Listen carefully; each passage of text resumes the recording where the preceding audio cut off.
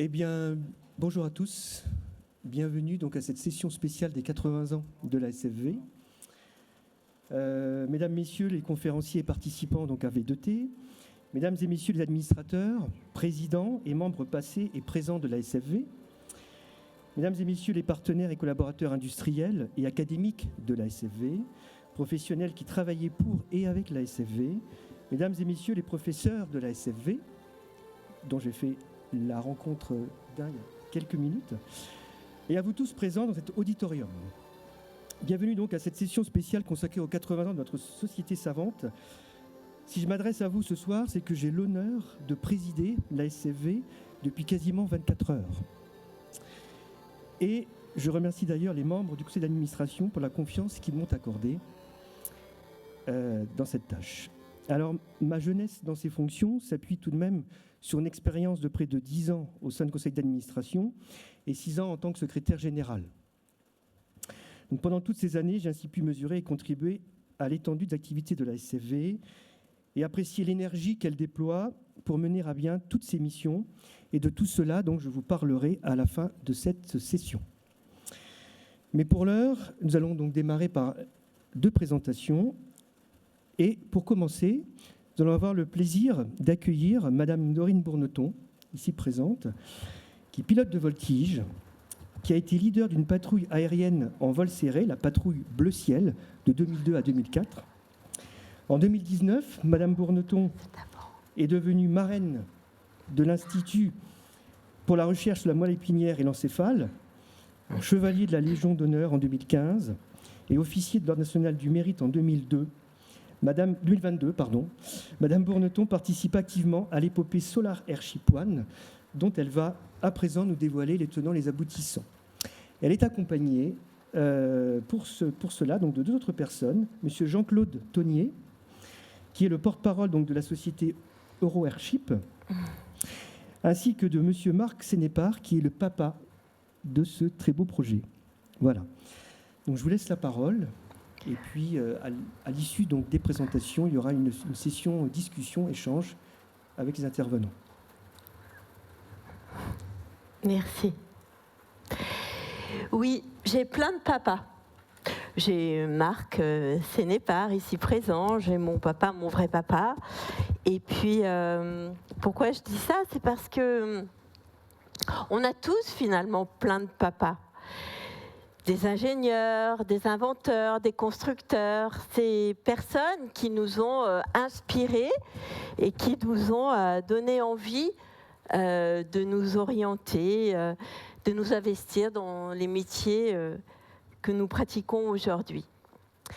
Moi, j'ai plein de papas, mais j'ai aussi plein de mamans. Et je vous en présente une, par exemple, Adrienne Bolland. Oui, parce que ma passion à moi, c'est l'aviation. Et toute mon enfance, je me suis inspirée de ces femmes et ces hommes qui ont tracé les premières lignes aériennes de l'histoire, qui ont réalisé des choses qu'on croyait impossibles et qui ont écrit l'histoire de l'aviation. Alors, il y a des noms célèbres, comme Adrienne Bolland, qui a été la première des premiers à avoir franchi la cordillère des Andes, à seulement 25 ans. Pourquoi je dis la première des premiers? C'est parce que quand on dit d'un homme qu'il a été le premier à réaliser un exploit, bien souvent ça sous-entend qu'il n'y a eu personne avant lui. Mais quand on dit d'une femme, elle a été la première, eh bien ça sous-entend qu'un homme a déjà réalisé cet exploit avant elle. Elle, c'est vraiment la première des premiers à avoir sauté par-dessus la cordillère des Andes. Et puis il y en a d'autres, peut-être plus célèbres pour vous, plus connus. Nous avons bien sûr Antoine de Saint-Exupéry, Henri Guillaumet, et puis Mermoz, le beau Mermoz, le grand Mermoz. Ces femmes et ces hommes ont réussi ce que d'autres pensaient impossible. Et moi, j'ai toujours voulu leur ressembler. Alors, en 1991, après mon accident, puisque j'ai eu un accident. Je ne suis pas née dans ce fauteuil. J'ai eu un accident d'avion à l'âge de 16 ans. Eh bien, lorsque je me suis retrouvée à l'hôpital, j'ai demandé à mon frère de tapisser les murs de ma chambre de leurs posters. Et vous savez quoi? Eh bien, tous les soirs, avant de m'endormir, je plongeais dans ces posters. Et c'est comme ça que parfois, je volais aux côtés de Jean Mermoz ou à bord d'un P-51 Mustang, qui est l'avion de Tom Cruise. Évidemment, j'en avais pas vraiment conscience à ce moment-là, mais ce qui s'est passé a été capital, décisif pour la suite.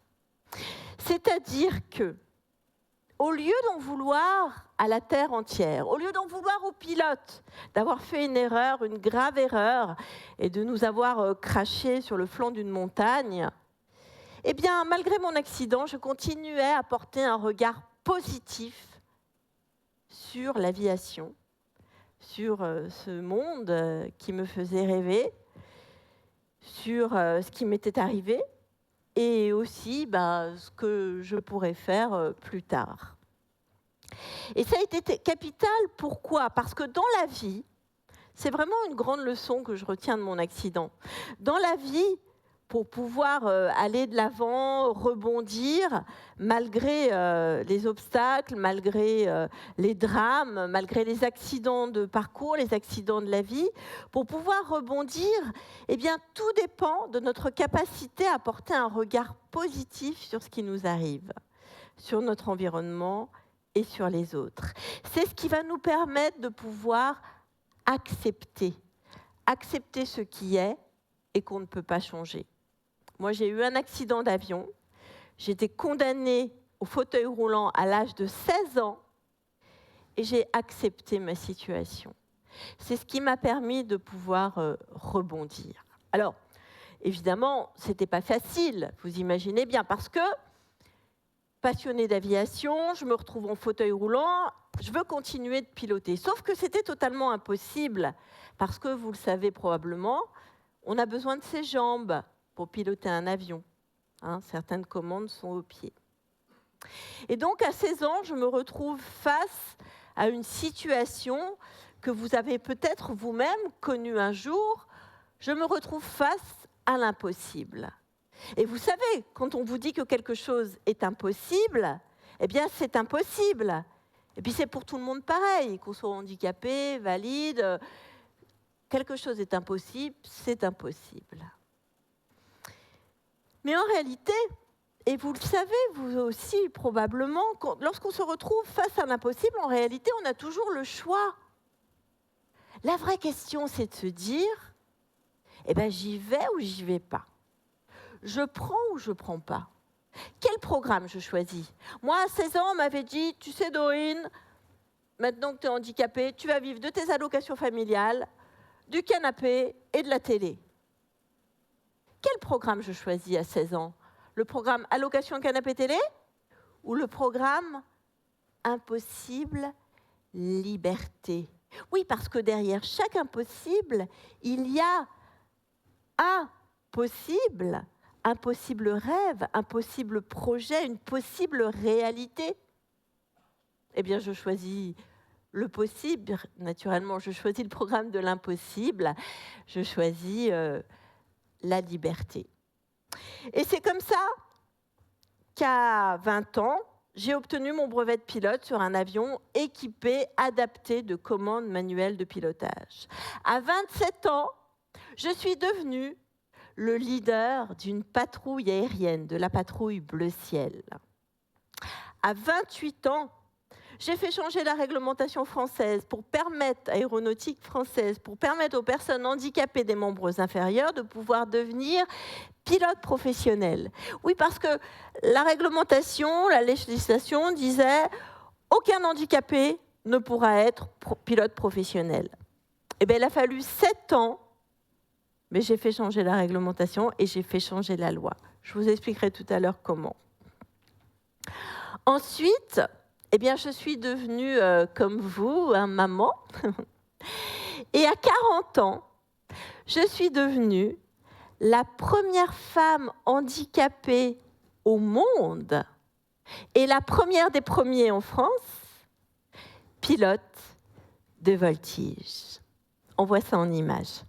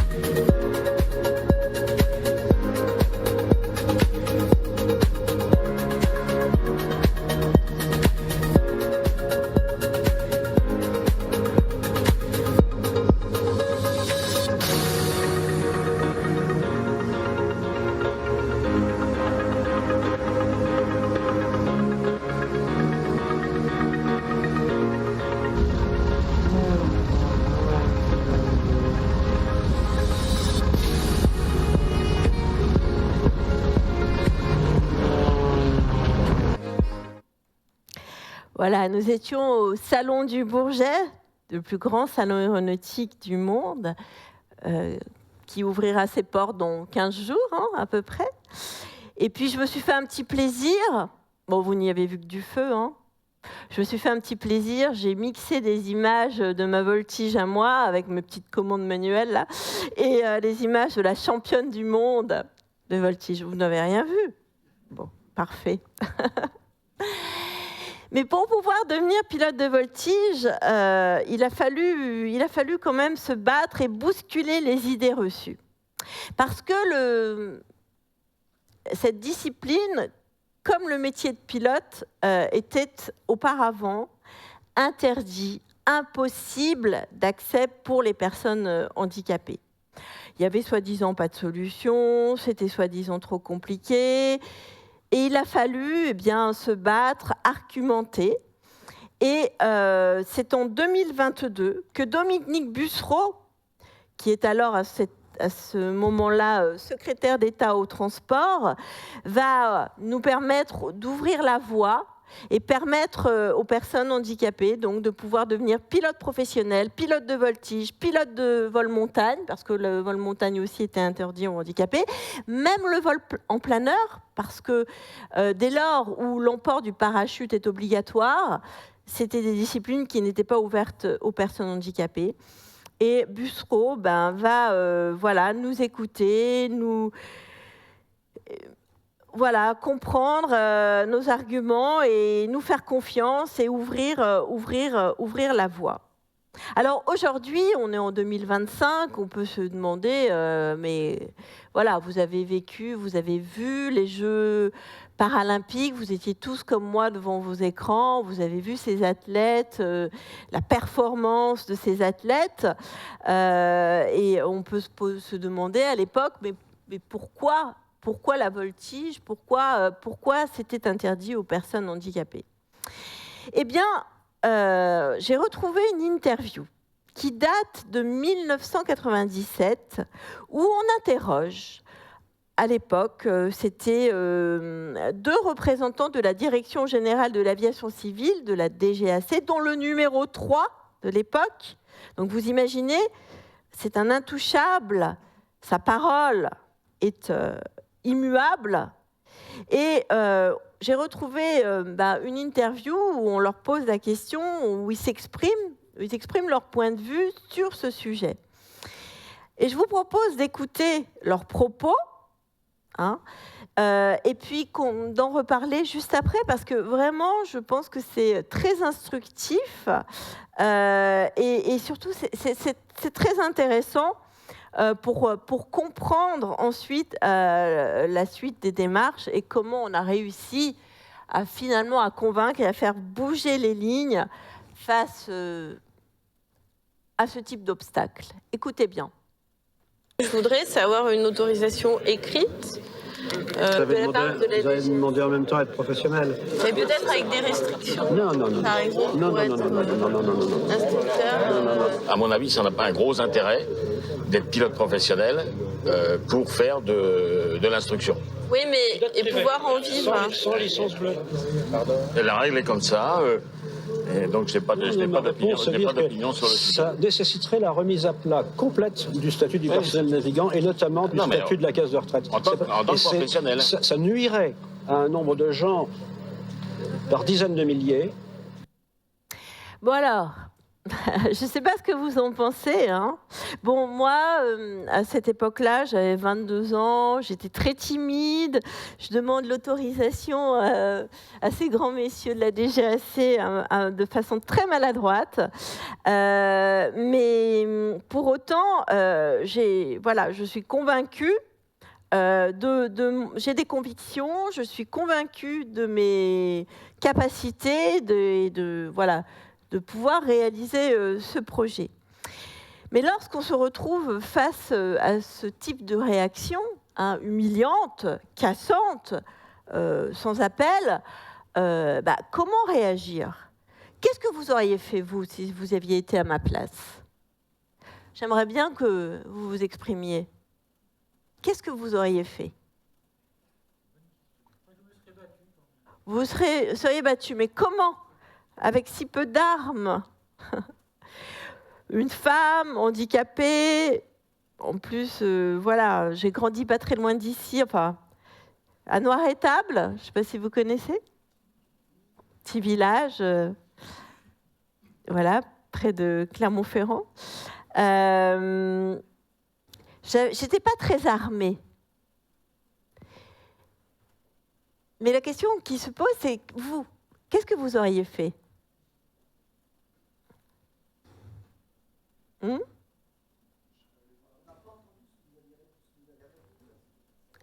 Qu'est-ce que j'aurais rien répondu parce que j'avais pas les mots pour répondre. Mais en tout cas, une chose pour moi était certaine. C'est que je n'allais pas me battre contre eux. Ça aurait été totalement inutile. Vous savez, dans la vie, souvent, quand on se bat contre quelque chose, on bouge, on gesticule, on fait des grands mouvements, mais en réalité, on est bien souvent dans l'illusion d'avancer. Tandis que si on se bat pour quelque chose, là, on fait des choix et des portes finissent toujours par s'ouvrir. Moi, je me suis battue pour tous ceux que cette nouvelle loi allait servir. Je me suis battue pour mon ami Guillaume, qui est en fauteuil roulant, lui aussi, il a eu un accident de planeur, et qui est devenu le premier pilote handicapé professionnel et pilote aussi, il est instructeur handicapé. Je me suis battue pour les autres et du coup, en se battant pour les autres, j'ai réussi à créer autour de moi, petit à petit, au fil des ans, une véritable communauté. Je suis allée chercher la confiance chez les autres et c'est petit à petit comme ça que j'ai réussi à convaincre et à avancer en gagnant la confiance des autres. Et c'est en 2002 du coup qu'on a réussi à faire signer l'arrêté ministériel pour faire évoluer la réglementation, changer la loi. La confiance, elle a été aussi essentielle dans mon parcours de femme pilote de voltige. Et la confiance, pour moi, elle ne vient pas forcément de soi. Ce n'est pas parce que je suis pilote de voltige que j'ai confiance en moi. La confiance, elle vient surtout des autres, en fait. Elle doit venir des autres, et des autres qui nous mettent en confiance. Moi, j'avais totalement confiance en mon instructeur à l'époque, qui, à 26 ans, était déjà pilote de ligne. Il était déjà champion du monde de voltige en planeur. Il avait ce qu'on appelle le savoir-faire, ce qui me mettait en confiance. Mais il avait aussi autre chose, mon instructeur Romain. Il avait aussi le savoir-être. C'est-à-dire que lorsque c'était nécessaire, dans mon apprentissage de voltigeuse, eh bien, il savait mettre son ego de côté. Vous savez, dans un avion de voltige, lorsque vous pilotez, vous êtes dans un environnement clos, confiné, vous volez côte à côte. Et si vous avez un instructeur qui a un ego trop fort, il va écraser l'ego de l'élève et il va vous empêcher de progresser. Ce qu'on demande à un instructeur ou à un manager, ce n'est pas de briller, c'est de nous éclairer. On ne lui demande pas de nous éblouir de son savoir, de ses connaissances. On lui demande de nous éclairer, de nous prendre par la main et de nous dire « Regarde, c'est par là qu'il faut aller ».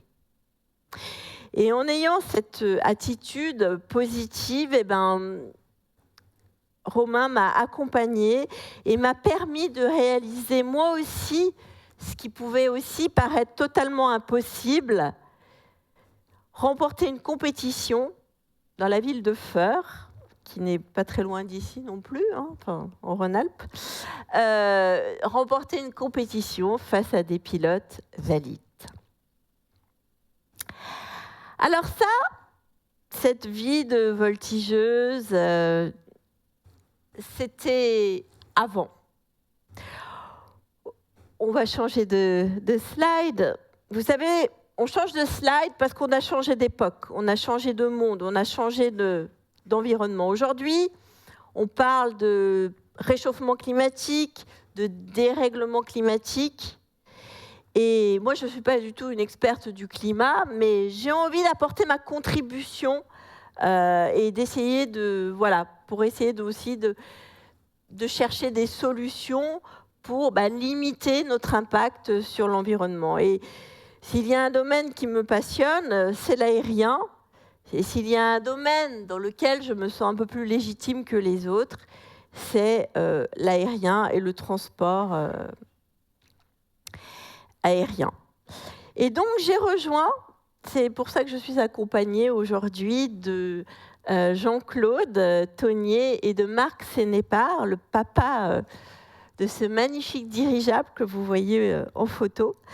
J'ai rejoint l'équipe d'EuroAirship qui a pour ambition de construire un dirigeable solaire, un prototype, pour réaliser un tour du monde à 6000 mètres d'altitude, sans escale, sans utiliser une seule goutte de carburant, sans émettre donc de CO2, pendant 20 jours.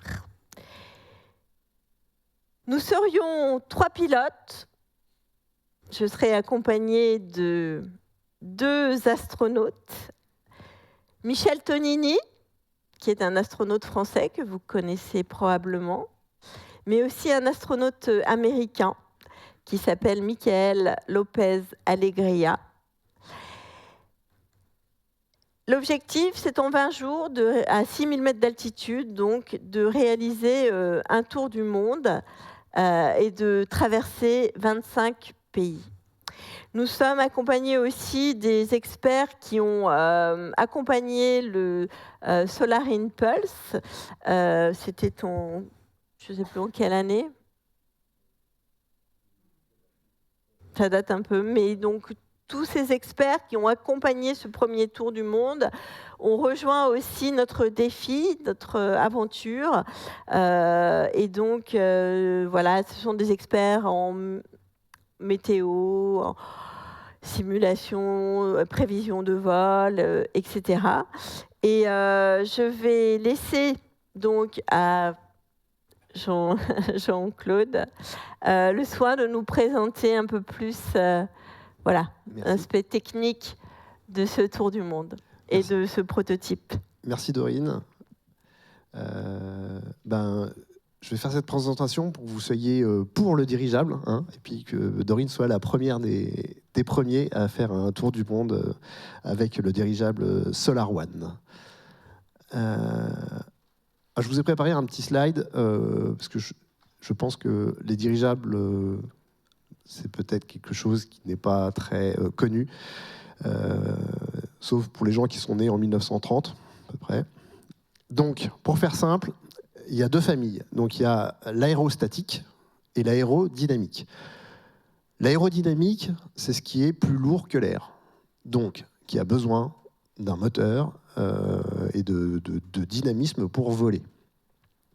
Donc, on va retrouver les deltaplanes, les avions. Et après, on a l'aérostatique, donc c'est les plus légers que l'air, où on a les montgolfières, ce qu'on nous, après, on appelle les blimps, et après, les dirigeables.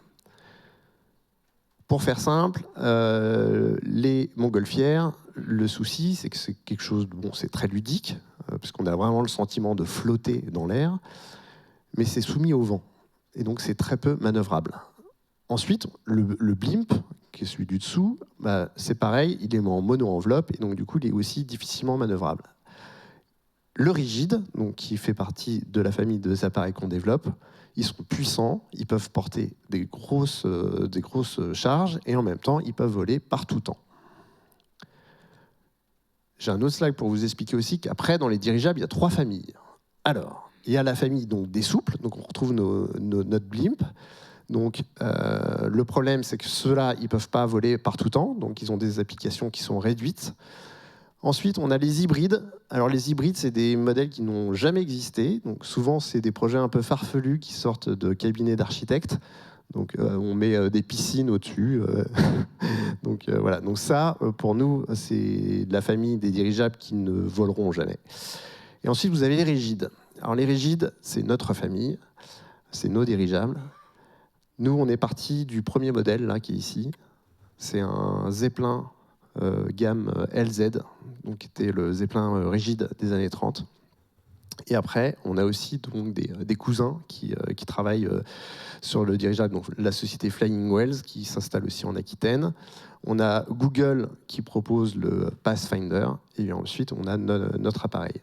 L'avantage des dirigeables rigides, c'est que vraiment, on va pouvoir les utiliser tout le temps, et en plus, ils vont être rentables. Parce que l'avantage du dirigeable, c'est que si on ne peut pas l'utiliser tout le temps, ça ne sert à rien. Donc, c'est pour ça qu'on est sur cette famille-là.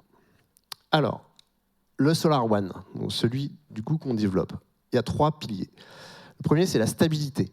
Donc, on est sur une structure rigide. Ensuite, on a un système de double enveloppe. Donc, ça, c'est technique, mais en fait, c'est une enveloppe qui englobe tout le dirigeable et qui permet en fait de limiter les excès de température entre le haut et le bas. Et ça contribue énormément à la stabilité de l'engin. Sécurité. On le gonfle à l'hélium. Alors, on nous sert toujours l'Édimbourg qui a brûlé. Alors, je vais vous apprendre une chose, c'est que l'Édimbourg, il a brûlé parce qu'il était gonflé à l'hydrogène. Il y a des gens qui sont calés. Et pourquoi ? Parce qu'il y avait un embargo pendant la guerre des États-Unis, qui était le seul importateur d'hélium, qui, du coup, pour embêter les Allemands, donc ne fournissait plus d'hélium. Ensuite, en termes de sécurité, donc, il ne pourra pas brûler. Il n'y a aucun souci. Ensuite, en termes de sécurité, on a aussi on a développé le pilotage par anticipation. L'idée, en fait, c'est de limiter au maximum les effets d'inertie. Donc pour ça, en fait, c'est vraiment notre avionique qui est développée et qui va anticiper tous les mouvements pour pouvoir justement avoir une rapidité dans tous les systèmes de commande. Et ensuite, le 3e point, donc qui est un point qui est essentiel, c'est qu'on est 0 carbone. Donc on a une motorisation qui est autosuffisante. Et ça, on va le voir après en détail. Donc ça, c'était un schéma un peu technique. Et là, tac, un schéma plus simple. Alors, donc, on fait comme dans les visiteurs, c'est jour, nuit. Alors là, on est jour. Jour, le soleil alimente nos films solaires, qui vont alimenter nos moteurs. Et en même temps, on va faire marcher un électrolyseur. En fait, notre système, il marche avec le soleil et de l'eau, pour faire simple. L'électrolyseur va extraire l'hydrogène la journée, et en même temps, on alimente les moteurs. Et nuit, qu'est-ce qui se passe ? On va partir de l'hydrogène qui est ici.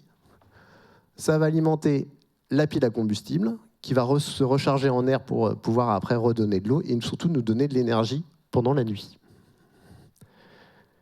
Et après, le lendemain, on recommence le cycle, et c'est le jour. On a notre partenaire ClimateSeed, qui est notre Decarbonization Partner, qui nous a fait en fait toute l'étude de cycle de vie de notre appareil. Donc, qui prend en compte la construction de l'appareil, la maintenance et la fin de vie. Et on est super content parce que notre appareil, dans une utilisation touristique où on emmènerait 50 personnes à bord, et on va le voir après dans toutes les utilisations futures qu'on a, se positionne avec la compagnie des métros et des TGV. Bon, alors certes, il est 10 fois plus, comment dire, il a 10 fois plus de carbone que le TGV, mais ça c'est dû parce que le TGV transporte beaucoup de personnes. Voilà. Mais en tout cas, par rapport aux avions, on est beaucoup mieux. Alors, vous allez me dire, mais vous en êtes où du projet? Alors, en 2010, on a fait 10 ans de R&D. Ensuite, on a lancé le programme Solar Airship avec des partenaires. Et on a fait donc la pré-industrialisation pendant 4 ans. Et maintenant, on est en phase de construction. Alors là, on est à la recherche de nouveaux partenaires pour pouvoir financer la construction de l'appareil. Et après, on aura l'assemblage et le tour du monde. On ambitionne de le faire en 2028. Donc c'est bientôt. Donc ça, c'est tout le travail qui a été fait. Donc je vais aller assez vite, mais donc il y a toute l'ingénierie de pré-production, on a le jumeau numérique qui a été fait, on a même étudié les systèmes de manufacturing pour pouvoir développer l'appareil.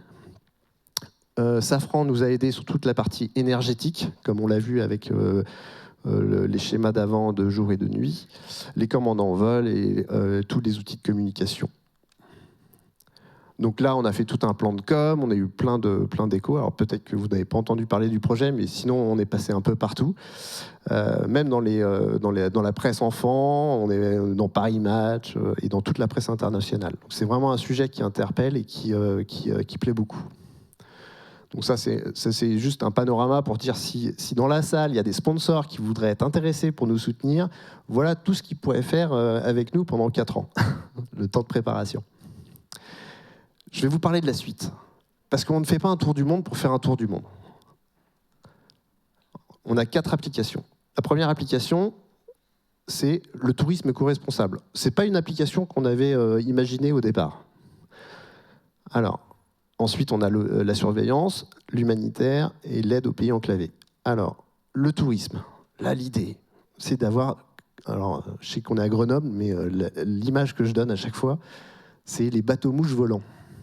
Donc l'idée, c'est d'avoir nos appareils, on les met sur les plus beaux endroits de la Terre et on fait des tours d'1 heure, 50 personnes à bord, et vous faites, je sais pas, vous survolez les pyramides d'Égypte en famille, en silence, et vous contemplez.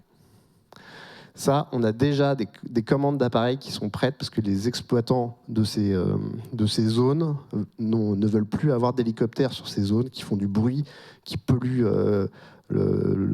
qui pollue aussi le son. Donc voilà, ils veulent cette solution. Deuxième application, c'est la surveillance. Parce que notre appareil, donc, Dorine, quand elle va faire son tour du monde, on va monter à 6000 mètres d'altitude. L'avantage, c'est que si on le met en mode drone, vu qu'on est autonome en énergie, on va pouvoir tenir 6 mois, 1 an, en l'air. Et là, il n'y a rien qui propose cette solution. Et on aura une finesse de surveillance beaucoup plus fine qu'un satellite. Donc, on pourrait développer, et là on travaille avec notamment des équipes de Californie qui sont spécialistes dans les incendies de forêt, mais on pourrait développer des systèmes justement de surveillance pour surveiller beaucoup plus finement les départs d'incendie. On va nettoyer le toit du monde. Alors, il y avait la salle Everest, justement. Là, je vous y emmène. Vous saviez que l'Everest était pollué? Donc, tous les amoureux de la nature qui font « Tiens, je vais monter l'Everest », en fait, ils laissent tous leurs bonbonnes là-bas sur place. Et il y a des tonnes de déchets qui ne sont pas ramassés et qui ne peuvent pas être ramassés parce qu'il n'y a pas de solution. Notre appareil pourra monter à 7000 mètres d'altitude et, selon les calculs de Marc, charger jusqu'à 1 tonne de déchets par passage. Donc là-dessus, on est aussi en train de travailler. Et ça, cette application, après le tour du monde, si on a des partenaires, on pourra très bien imaginer de faire des missions de ce type où nos partenaires seront prioritaires sur ces actions.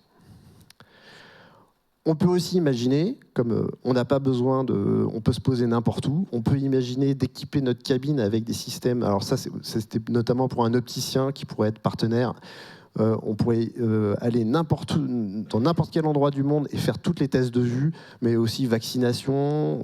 Enfin voilà. Après, qu'est-ce qu'on vous a mis? L'école volante. On pourrait imaginer notre dirigeable qui se déplace de village en village, là où il n'y a pas d'éducation, et on donne un cours pendant 1 heure. Et après, on emmène les enfants et on les fait survoler leur zone. Et puis après, on va dans un autre village. Enfin voilà. Donc on a plein d'applications. Bon, alors, le business plan là-dedans, c'est que donc 2028, on fait le tour du monde. Et après, tout de suite, on pourra lancer la production en série de nos appareils.